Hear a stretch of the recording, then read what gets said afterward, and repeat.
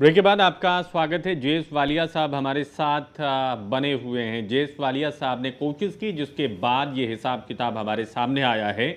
जेस वालिया साहब, और क्या क्या मिला है आपको, आप हमें बता पाएंगे क्या? इसके अलावा इन्होंने मेरे को 2 सीडी दी हैं जिसमें प्रिंट मीडिया की एडवर्टाइजमेंट के बारे में है। तो बड़ा ताजुब होता है, जैसे 1/2/2013 में इन्होंने एक ऐड दी 4620 स्क्वायर सेंटीमीटर की और 28 पेपर्स में दी। उसका टोटल खर्चा हुआ 1,50,47,219 रुपये 88 पैसे। और ये तो 28 पेपर में है। और 26 जनवरी 2014 को इन्होंने 207 पेपर्स में ऐड दी। और ज़्यादातर इन्होंने जो ऐड दी हैं 65-70 के बीच में पेपर्स हैं। वो पेपर हैं, अगर आप हरियाणा के एक कोने से शुरू हो जाओ और दूसरे कोने तक चले जाओ, आपको उसमें से आधे पेपर बिल्कुल मिलेंगे नहीं। मतलब वो ऐसा लग रहा है जैसे कि उनको छापते भी विज्ञापनों के लिए ही और है। मेरे को यहाँ ये बताया गया, रजिस्टर्ड करा लिया गया, रजिस्ट्रेशन करा लेने के बाद आरएनआई में रजिस्टर्ड होते हैं ये पेपर। लेकिन ये छपते सिर्फ उसी दिन हैं जिस दिन इनको ऐड मिलती है। वो भी ये किसी और प्रिंटिंग प्रेस में छपते हैं और 20-25 कापियाँ छपवाते हैं। कुछ अपना ये मेलिंग एड्रेस पे भेज देते हैं और 1 या 2 कापियाँ ये इनको, क्योंकि पेमेंट लेनी होती है तो इनको 1-2 कापियाँ इनको देनी पड़ती हैं जो विभाग इनको एडवर्टाइजमेंट देता है। तो मैं इनसे पूछना चाहता हूँ, इस टाइप के पेपर्स को इनको ऐड देने से क्या फ़ायदा होगा? हम पब्लिक को बताना चाहते हैं कि ये हमारी नीतियाँ हैं, ये हमारी प्लानिंग्स हैं, या हम उन छोटे न्यूज़पेपर को फ़ायदा देना चाहते हैं कि आप आज हमारे एडवर्टाइजमेंट का पैसा लो और आप खड़े हो अपनी प्रिंटिंग प्रेस। जानकारी मिलने के बाद जो ये आपका सवाल है, ये सच्चाई के बहुत करीब है। अमित नेहरा जी, हमें इस कड़वे सच को भी स्वीकार करना होगा। पत्रकारिता के नाम पर भी कुछ पत्र पत्रिकाओं का रजिस्ट्रेशन कराया जाता है। वो पत्र पत्रिकाएं कहाँ छपती हैं, नहीं छपती हैं, इसका हिसाब किताब किसी के पास नहीं होता है। ना तो उसका पाठक होता है, ना उसका कोई सरोकार होता है, लेकिन उनको विज्ञापन मिल जाता है और वो पत्र पत्रिकाएं छपती हैं। ये ट्रेंड मनीष जी शुरू से ही चला, और इसी को लेकर वालिया साहब कह रहे हैं कि उनमें विज्ञापन देने का सरकार को क्या फायदा मिल रहा है। वो कैसे पत्रकार हैं, वो किस तरीके से सरकार को फायदा पहुंचाते हैं, वो किन धंधों में, व्यवसाय में लिप्त रहते हैं, इसका भी हिसाब किताब होना चाहिए। मनीष जी, ऐसा है कि ना तो सरकार का कोई इरादा होता है उनको विज्ञापन देने का। वो क्या है, सीधा सीधा अधिकारियों और पेपर पब्लिश करने वालों के बीच का गठजोड़ है ये। वो उनकी क्या अंडरस्टैंडिंग होती है ये ज़्यादा नहीं कह पाऊँगा मैं, लेकिन उनको ये फिक्स रहता है कि साल में 4 विज्ञापन इस अखबार को देने ही देने हैं। वो चाहे किसी बहाने हो, 26 जनवरी के बहाने हो, 15 अगस्त के बहाने हो, 2 अक्टूबर के बहाने हो, तो ये उनको मिलते ही मिलते हैं। ये एक माल प्रैक्टिस है देखिए। और लेकिन उनका इतना बड़ा स्टेक है नहीं, देखिए जहाँ तक मुझे पता है। सर ऐसा है ये जितनी पत्रिकाएं हैं और ये पत्र हैं, इनका कारोबार है देश भर में। ये किसी एक प्रदेश का मसला नहीं है। नहीं, ये है। आपसे भी इस मसले पे मैं राय चाहूंगा। मैं खुद की बात आपको बताना चाहूंगा। कुछ लोगों से मेरी चर्चा हुई जिनका सुझाव रहा कि ऐसा भी होता है, इसका लाभ हमें मिलता है, तो क्यों ना हम उस व्यवसाय में भी चलें जहां पे कि पत्रिकाएं छापें या पत्र छापें, जिससे बिजनेस कैसे करते हैं उसका हिसाब किताब तक समझाने वाले लोग आए। मनीष जी, वो देखिए उनके डीवीपी रेट होते हैं, डीवीपी रेट पे उनको मिलता है। और डीवीपी रेट उनके इतने ज़्यादा होते नहीं, किसी का 8 रुपये होता है, किसी का 9 रुपये होता है, किसी का 10 रुपये होता है। वो बहुत ज़्यादा होता नहीं। और एक बात और जोड़ दूं, सबसे बड़ा मसला, एक बात और जोड़ दूं अमित जी, जो लोग ऐसा करते हैं उनका कहना ये होता है कि इन पत्र पत्रिकाओं को पाठकों तक पहुंचाएं ना पहुंचाएं, लेकिन जिन दफ्तरों से विज्ञापन मिलना है, जो कुछ चेहरे हैं, जो कुछ नाम हैं, उनके यहाँ पे एक प्रति जरूर पहुंचवा दें और उसका लाभ उन्हें मिल जाता है। नहीं, ये तो सीधा सीधा क्या है कि विज्ञापनों के लिए ही छपते हैं। जैसे वालिया साहब ने बताया कि इनका तो उदय ही विज्ञापनों के लिए है और अस्त भी विज्ञापन के साथ हो जाते हैं। जैसे ही विज्ञापन, नए विज्ञापन आने की आहट होती है, बता दिया जाता है कि फला तारीख को अपना रखो तैयार, वो छपवा लेते हैं। बीच के इनके रिकॉर्ड होते नहीं। अगर इनके ऊपर मान लिया कोई वो होता है, कोई कार्रवाई होती है, तो ये क्या करते हैं मैं आपको बताऊं, ये पर्दे के पीछे की बात है। ये बीच में डमी अपनी बना के और वो पूरी करके फाइल अपनी पहुंचा देते हैं आगे। मासिक त्रैमासिक होने का कोई मतलब नहीं है। हाँ हाँ हाँ, आप जानते होंगे करीब से। मैं एक ऐसे व्यक्ति से मिला आज से कोई 3-4 साल पहले। वो करीब 12-14 अखबार निकालते हैं और वो महीने में एक बार आते हैं और सारे अखबारों की 2-2, 3-3 प्रति लेकर आते हैं, डीएवीपी में जमा करवा देते हैं और कितना पैसा उनका बना विज्ञापन में उसका हिसाब करते हैं और संबंधित अधिकारियों को जितना कमीशन देना होता है वो दे देते हैं। बंदरबाट होती है इसकी। और ये उन अधिकारियों पर पूरी तरह डिपेंड करता है कि किसको कितना विज्ञापन दें। एक सीमा होती है कि वीकली को इतना मिलेगा और फोर्टनाइटली को इतना मिलेगा, मंथली मैगजीन को इतना मिलेगा। उससे बाहर अगर दिया जाए तो वो फिर अधिकारियों के उस पर है, प्रेरोगेटिव पर है कि वो कितना फेवर करते हैं किसको, और उसमें फिर असली खेल शुरू होता है। उसमें कमीशन जो भी तय हो जाता है वो, तो कुछ लोगों का कारोबार यही है बिल्कुल कि 10, 12, 15 वो अखबार निकालते हैं। कोई पाक्षिक निकाल रहा है, किसी को मासिक कर दिया, किसी को उन्होंने फोर्टनाइट ये डेली कर दिया, ये जरूरत के हिसाब से ये बदलाव कर जरूरत देते के हिसाब होंगे। से, और उसमें फिर वो विज्ञापन बटोरते हैं और लाखों रुपए का एक एक व्यक्ति खेल कर जाता है। हर महीने लाखों रुपए का खेल कर जाता है। जोशी जो वालिया जी ने जो कहा है उस बात से मैं बिल्कुल सहमत हूं कि ऐसे अखबारों को विज्ञापन देने का क्या फायदा, आप बताइए, जिसमें, और ऐसे 1-2 अखबार नहीं है, 60-65 अखबार जो कह रहे हैं कि नियमित अखबार भी हैं, पत्रिकाएं तो भी हैं। उसमें मुश्किल से 10-12 अखबार ऐसे होंगे जो लोग पढ़ते होंगे, बाकी तो सिर्फ 10-12 भी बहुत ज्यादा है सर, 10-12 भी बहुत ज्यादा है। मैं बिल्कुल जो है लिबरल होकर के एक अंक बता रहा हूँ। बाकी अखबार तो ऐसे हैं कि जो प्रिंटिंग प्रेस में से आते हैं और वहाँ दफ्तर में उनकी कॉपी जमा हो जाती है, पाठकों तक पहुँचते नहीं है। उनमें जो विज्ञापन दिया जाता है ये पैसे की विशुद्ध बर्बादी है। और जैसे नीतीश जी उस पॉइंट पर आए थे, वो बिल्कुल सही है कि अचानक सरकारी जो विज्ञापन है वो इलेक्शन के साल में क्यों बढ़ जाता है? क्या बाकी वर्षों में सरकार की नीतियां नहीं होती हैं क्या? सरकार के कामों का, नीतियों का बखान क्या दूसरे वर्षों में नहीं किया जाना चाहिए? केवल इलेक्शन ईयर में ही उनका बखान होता है क्या? क्या वही जनता तक पहुंचाए जाते हैं? इसका सीधा सीधा मतलब ये है कि इलेक्शन में फायदा उठाने के मकसद से सरकारी खजाने का दुरुपयोग किया जाता है और इसका कोई मतलब नहीं है। इसके अलावा एक जो महत्वपूर्ण पहलू है जिस पर हम सभी लोग चर्चा करना चाहेंगे कि जिस तरह से विज्ञापन देने में बंदरबाट की जाती है, उसी तरह से विज्ञापन बनवाने में बंदरबाट की जाती है। बिल्कुल। हरियाणा में 1 या 2 व्यक्ति हैं जो पूरा सरकारी विज्ञापन, जो आप बता रहे 113 करोड़ का या 50 करोड़ जो भी है, वो पूरा का पूरा विज्ञापन एक कंपनी बनाती है और पूरा हरियाणा इस बात को जानता है। आरटीआई में वालिया साहब ने कई बार ये सवाल पूछा कि उस कंपनी का नाम बताइए, उसके प्रोपराइटर का नाम बताइए कि वो कौन है, लेकिन उसका जवाब नहीं दिया। वो जवाब गोल कर गए, नाम नहीं बताया उन्होंने। वो कंपनी में बताता हूँ, नाम तो मुझे भी नहीं पता, सिंगल एजेंसी है वो। उसने 14 शॉर्ट फिल्में और जिंगल्स बनाए हैं, टोटल 14, लेकिन उसको भुगतान हो गया 65,62,000 रुपये का। एक बहुत बड़ी अमाउंट है 14 शॉर्ट फिल्मों की, जो ये छोटे छोटे जिंगल चलते हैं इनकी, ये अमाउंट। अब ये रेट्स कौन तय करता है?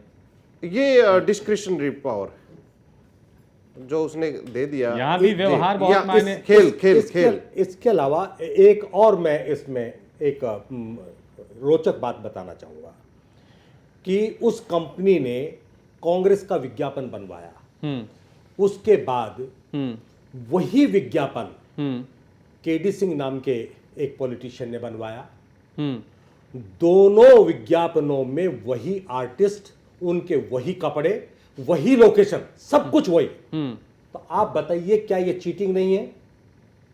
ये क्या पैसे की बर्बादी नहीं है? वो केडी सिंह का विज्ञापन सही है या कांग्रेस का विज्ञापन सही है? तो इस तरह की जो हेरा फेरी हो रही है, और ये पॉइंट आउट करने के बावजूद सरकार ने उस कंपनी के खिलाफ कोई कार्रवाई नहीं की, बल्कि उसको रिवॉर्ड के तौर पर कृपा पात्र होना कई बहुत गुना बड़ी विज्ञापन और दे दिया। बहुत बड़ी योग्यता है यहाँ पे कृपा पात्र होना। अब चूंकि हम चर्चा कर रहे हैं सरकारी विज्ञापनों पर, वरना पूरा हरियाणा जानता है, हम सब जानते हैं, हम नाम तक जानते हैं, लेकिन कितना ऑथेंटिक है उस पर जाना नहीं है, उसको थोड़ा सा हम किनारे रखते हैं। ये भली भांति मालूम है, जैसा कि आपने बता दिया, कि एक पॉलिटिशियन के लिए भी वही कलाकार काम कर रहे हैं जो सरकारी विज्ञापनों में आते हैं, और उस कंपनी का नाम नहीं बताया जा रहा है। कितना बड़ा गड़बड़ झाला है नीतीश जी, आप भी समझिए। अब सरकार भला यहाँ पे क्या संवाद करती होगी उन अखबारों में विज्ञापन देकर जिनके बारे में कोई जानता ही नहीं है, नाम ही नहीं जानते हैं, मनीष, संख्या देखिए, जानते हैं। मुझे लगता है कि ये दो अलग अलग मुद्दे हैं। सरकार विज्ञापन पे खर्च करती है, ज़्यादा खर्च करती है, ये तो समझ में आता है कि सरकार अपने हित के लिए कर रही है।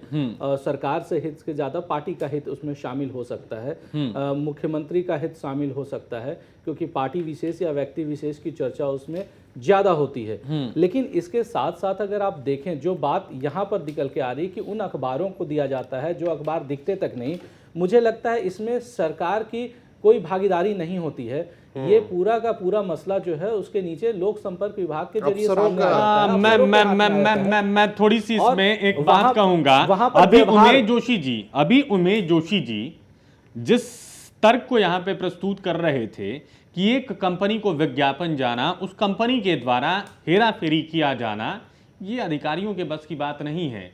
सरकार के कृपा पात्र लोग जो राजनेता सरकार में बड़े ओहदे पे बैठे हुए हैं, उनसे नजदीकी भी बहुत कुछ निर्धारित कर देती है। मनीष, मैं इस बात से इनकार नहीं करता, लेकिन आप देखें परसेंटेज के हिसाब से, अगर आप देखें तो आप अगर वो मामला आप, है, आप ये अब चीज कितना देखें, है जहां- नहीं है वो देखिए, अलग निश्चित- विषय है। निश्चित तौर पर ये फायदा मिलेगा, जरूर मिलेगा, क्योंकि सरकार अगर विज्ञापन दे रही है तो सरकार इस चीज को कर सकती है कि वो ये दिशा निर्देश दे दे अफसरशाही में कि भाई इन पर जरूर थोड़ी कृपा दृष्टि बनाना, ये हमारे करीबी हैं, ये हमारे नज़दीकी हैं, ये हमारे फला हैं, ये हमारे हित के बारे में सोचते हैं, इन पर कृपा बनाए रखना। लेकिन सरकार पूरी तरह से किन किन लोगों को, किन किन अखबारों को ऐड जाएगा ये निर्देशित नहीं करती। सरकार को अगर किसी व्यक्ति विशेष को लाभ पहुंचाना हो तो उसका नाम भले आगे कर दे कि इसे आप लाभ पहुंचा दें, वो हिस्सा वो जो उस पार्टी को जो फायदा मिलेगा वो उस विज्ञापन का एक चंद हिस्सा हो सकता है। एड फिल्में जहां पे शूट होती हैं 10% से अब 20% हिस्सा हो सकता है मनीष, लेकिन 80% हिस्सा जो कि अखबारों के पास जाता है वो मुझे लगता है कि सरकार के द्वारा निर्देशित नहीं होता, वो पूरी तरह से अफसरशाही जितना द्वारा भी निर्देशित होता है। मैं ये नहीं कह रहा कि कितना होता है नहीं होता है, लेकिन सरकार में बैठे लोग जो कि राजनेता हैं, जो जीत कर सरकार मनीष, चलाते हैं, ये बिल्कुल स्वाभाविक है मनीष कि अगर ऊपर में इतने बड़ा लेवल पर खेल हो रहा है, इतने बड़े लेवल पर, तो उसके नीचे भी खेल होगा। जाहिर सी बात है, हर तरफ कृपा दृष्टि बरसेगी। अगर सरकार अपनी पार्टी पर कृपा दृष्टि बरसा सकती है, किसी व्यक्ति विशेष पर कृपा दृष्टि बरसा सकती है, तो अफसरशाही में व्यवहार कितना मायने रखता है यहाँ की अफसरशाही में आपको खुद भी अंदाजा है बिल्कुल इसका। क्लियर है पूरा। और एक विज्ञापन पे कितने सवाल हो सकते हैं, इतने सवालों पे कभी एक आम व्यक्ति ने, आम आदमी ने गौर नहीं किया होगा। विज्ञापन बनते कैसे हैं, विज्ञापन दिए किनको जाते हैं, विज्ञापनों का उद्देश्य क्या होता है, ये बहुत सारे पॉइंट्स हैं जिस पे हम चर्चा कर रहे हैं। वालिया साहब कुछ रह रहा है तो उसे भी बताएं आप। ऐसा है कि इसके अलावा इन्होंने होर्डिंग्स बनवाए हैं। इधर प्रत्येक डिस्ट्रिक्ट में इन्होंने 49 होर्डिंग बनवाए हैं और उसका साइज है 20 फुट बाई 10 फुट। इस पे इन्होंने टोटल खर्चा किया 11,71,41,700। जबकि Punjab and Haryana high court कहती है कि किसी भी रोड पे, चौराहे पे, ऐसी जगह पे होर्डिंग लगाना बिल्कुल बैन है। और इन्होंने भी ये होर्डिंग उसी जगह पे लगाए हैं तकरीबन जो कि Punjab and Haryana high court ने बैन लगा रखा है। तो क्योंकि ड्राइवर्स की निगाह उधर पड़ती है, उससे एक्सीडेंट होते हैं। तो एक तो होर्डिंग पे इन्होंने जो खर्चा किया 11,71,00,000 रुपया, और वो भी इलीगल तरीके से जगह जगह ऐसी जगह पे लगाए जहाँ पे Punjab and Haryana high court ने बैन लगा रखा है। इसके अलावा मैं कुछ और भी पेपर्स के बारे में कहूँगा कि पेपर्स में जो इन्होंने ऐड दी है 60-60, 70-70 पेपर्स में, वो ये नहीं है कि वो हरियाणा के पेपर हैं, दिल्ली के भी पेपर हैं, इवन उत्तरांचल, यूपी, राजस्थान, गुजरात, मतलब कि बाहर के भी स्टेट्स के पेपरों में इन्होंने ऐड दी है। यहाँ भी सरकार ये सिर्फ ये हरियाणा जनता से सरकार ही- नीतियों ये का भी मैं संवाद कहूंगा करना हाँ। ये हरियाणा सरकार ही नहीं कर रही, ये सारी सरकारें ही करती है। इवन अभी पीछे मैं तमिलनाडु का एक जयललिता का फुल पेज का 2 पेज का एड थी, वो तमिलनाडु के दिल्ली में और हरियाणा में एड छपी हुई थी। किस अखबार की बात कर रहे हैं आप? राष्ट्रीय अखबार की बात कर रहे हैं या किसी क्षेत्रीय अखबार की बात कर हिंदुस्तान रहे हैं? Times and times of India. यहाँ पे उनकी तरफ से ये दलील दी जा सकती है कि ये राष्ट्रीय अखबार है, इसकी प्रतियां तमिलनाडु में भी जाती हैं, तो इस तरीके से वो खुद को बचा सकते हैं। लेकिन कुछ अखबार जो कि छप रहे हैं देहरादून से, उनका जो प्रसार है वो उत्तराखंड में है, वहाँ पे हरियाणा सरकार या किसी अन्य प्रदेश की सरकार विज्ञापन दे रही है, इसको किस अर्थ में लें उमेश जोशी जी? मुझे लगता है कि जब अखबार की रीच ही नहीं उस प्रदेश में, क्योंकि आपको नीतियां प्रदेश की जनता तक पहुंचानी है, आपने जो काम किया है वो प्रदेश की जनता तक पहुंचाने हैं, और वो अखबार जो प्रदेश की जनता पढ़ती है वहां विज्ञापन देना तो जायज है, लेकिन जो प्रदेश की जनता पढ़ती नहीं है, जिनके पास वो अखबार पहुंचता ही नहीं है, उस अखबार में देने का कोई अर्थ नहीं है। इसके अलावा कुछ ऐसे चैनल भी हैं जो हरियाणा में नहीं देखे जाते हैं, उनकी रीच ही नहीं है, उसके बावजूद उनमें विज्ञापन चलाए जाते हैं। जैसे उत्तराखंड का एक चैनल है जो उसका नाम लेना ठीक नहीं होगा, उसमें हरियाणा सरकार का विज्ञापन चलता है, जबकि वो चैनल हरियाणा में देखा ही नहीं जाता, ना केबल पर, ना किसी डीटीएच पर, कहीं पर भी नहीं है। और वो उसमें हरियाणा के बारे में खबर ना दिखाई जाए तो कोई देखे भी क्यों? को देखे भी कि कहीं दिख भी जाए तो क्यों देखे? क्यों देखेगा? तो इस वजह से ऐसे चैनलों को, ऐसे अखबारों को विज्ञापन देना केवल बर्बादी है पैसे की, और कुछ नहीं है। बर्बादी है, बदनीयती है, और लाभ के चक्कर में सरकारी पैसे का दुरुपयोग है। मानते हैं या नहीं? बिल्कुल पूरी तरह से दुरुपयोग है मनीष। और उन आप पार्टी के फंड से खर्च करिए, आपको किसने रोका है? प्रचार करिए।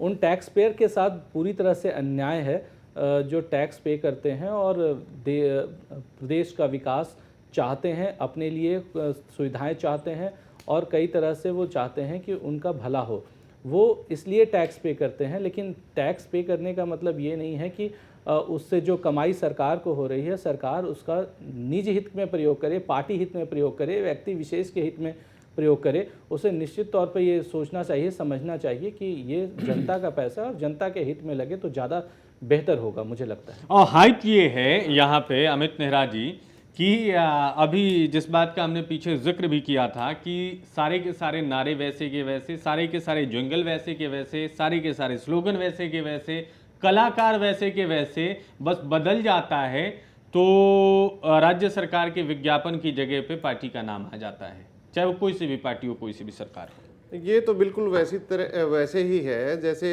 बारात कोई भी हो लेकिन बैंड एक ही रहे। अब यहाँ पे देखिए मेरे मन में शंका ये है कि भाई जो सरकारी विज्ञापन है वो सरकार के काम के लिए उसको बनाया गया, अब उसमें नाम थोड़ा सा बदल दो, वॉइस ओवर में थोड़ा सा करेक्शन कर दो, तो ये तो पार्टी ने बिना पैसे खर्च किए सरकारी विज्ञापन पे अपना हक जमा लिया।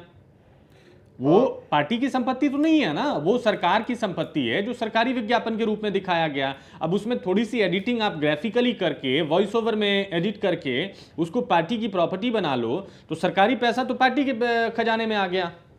देखिए उसके बारे में मैं बताता हूँ आपको।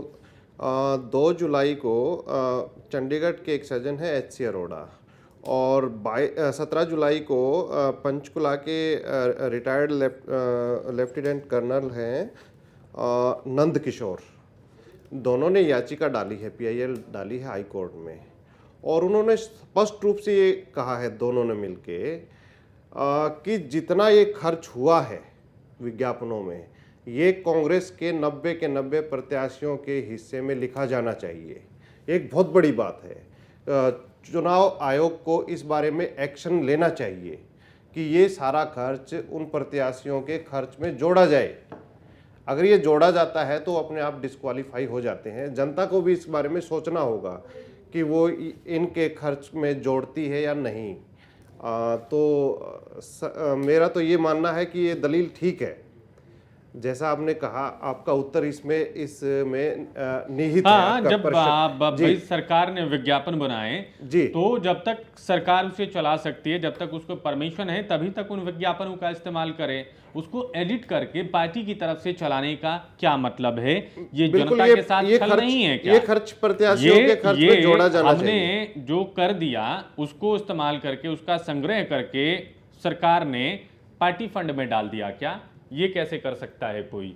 और अगर ऐसा कोई कर रहा है तो हम ताकतवर हैं कि हम उसे बता सकें कि ऐसा नहीं करना चाहिए। बहुत शुक्रिया आप सभी का, अमित नेहरा जी, जेएस वालिया साहब, इस बड़े मसले पर चर्चा में शामिल होने के लिए, नितेश चुना जी, उमेश जोशी जी, आप सबका एक बार फिर से बहुत धन्यवाद। और इसी के साथ आज हम चर्चा को यहीं पे रोकते हैं, लेकिन आपको याद दिलाना चाहता हूं कि कल सुबह 7 बजे से लगातार हम बड़ी कवरेज में बने रहेंगे।